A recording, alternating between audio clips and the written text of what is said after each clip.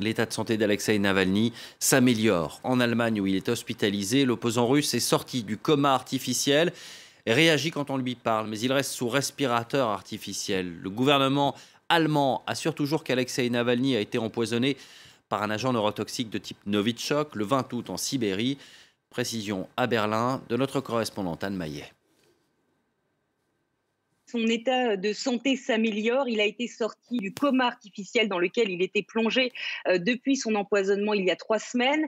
Selon les médecins de l'hôpital de la Charité à Berlin, où il est pris en charge depuis son arrivée en Allemagne, il a repris connaissance, il réagit quand on lui parle et il va être sevré de l'assistance respiratoire dans les heures qui viennent.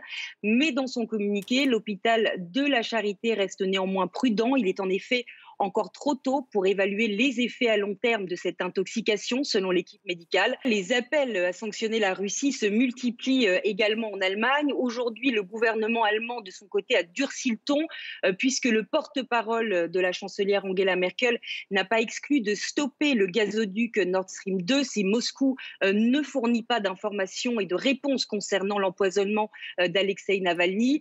Alors, il faut savoir que ce gazoduc qui va relier la Russie à l'Allemagne via la mer Baltique est un chantier hautement stratégique. Il doit à terme acheminer chaque année 55 milliards de mètres cubes de gaz en Europe. Mais c'est un projet qui, depuis sa création, suscite de nombreuses critiques. Il est notamment également sous le coup de sanctions américaines. Donc l'affaire Navalny n'a fait que grossir les rangs des détracteurs de ce gazoduc en Europe, mais aussi en Allemagne.